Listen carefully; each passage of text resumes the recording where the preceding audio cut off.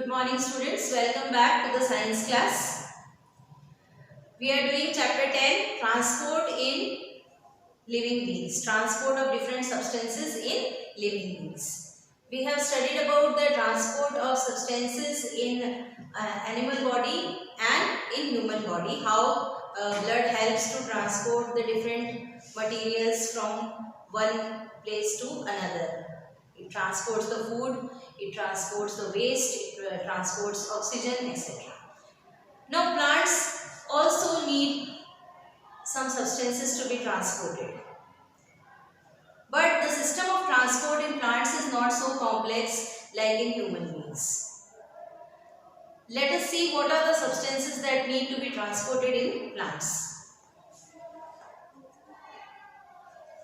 The first thing that needs to be transported is water.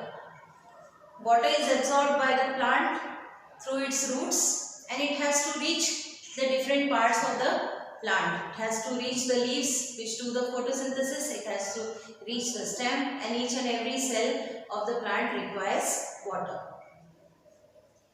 Second is carbohydrates. Carbohydrates are produced during photosynthesis in the leaves. Now this food has to be transported to all the cells of the plant. Then comes different minerals.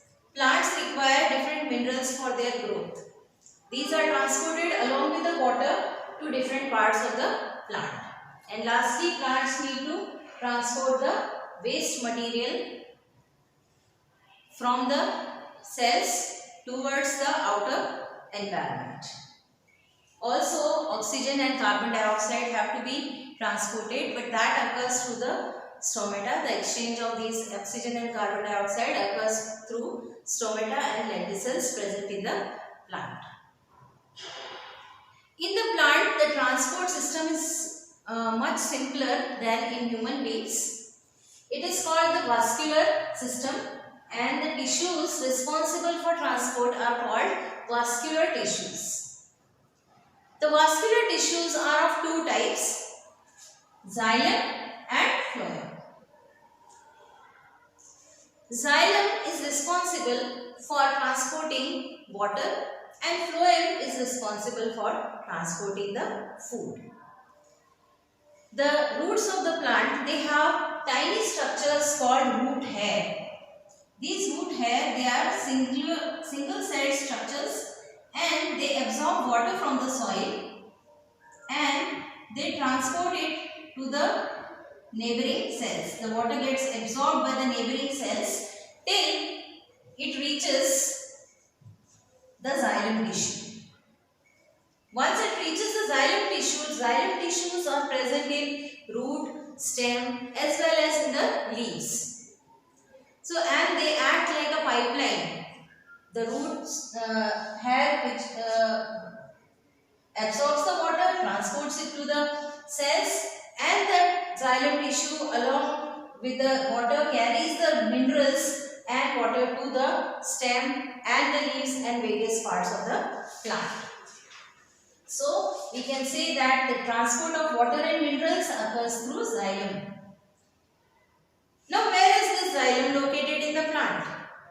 The xylem is located towards the center of the root, towards the center of the stem and in the inner part of the leaves. So here in the diagram you can see this inner part is the xylem, whereas the phloem is towards the periphery, means towards the outer part of the plant, outer part of the root or stem, etc. We have also learned about a process called transpiration. Last year we have defined transpiration. Transpiration is a process by which plants lose water in the form of water vapor. Now this process of transpiration not only helps the plant to get rid of excess of water, but also helps to create a suction pull. This suction pull helps the water to reach all the parts of the plant. Means the xylem is able to transport the water easily with the help of this suction pull. This is also known as transpiration pull. Now coming to the second vascular tissue, that is phloem. Phloem, as I had already mentioned, it carries the food produced in the leaves to other parts of the plant. Food in the form of carbohydrate is produced by the leaves during the process of photosynthesis. And this is transported by phloem. Here we can see the phloem, which is located at the periphery. This transport of food with the help of phloem is called translocation.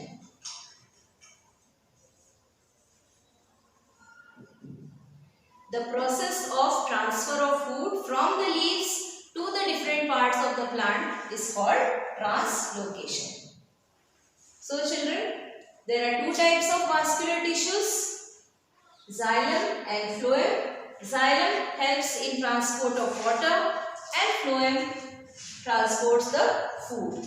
Xylem is present towards the center of the plant, whereas phloem is present towards the outer edges. Now suppose we want to check whether this phloem is present towards the outer edges or no. If we have a tree, we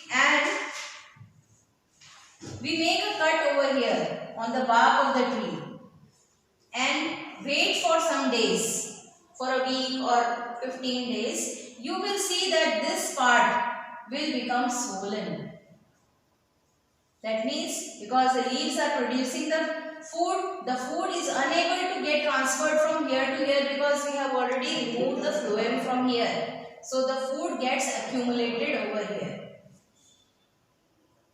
This shows that the phloem is present towards the outer edge of the plant. Children, I hope this video will help you to understand the transport system in plants. In the next video, we shall learn about the excretory system. Till then, have a nice day.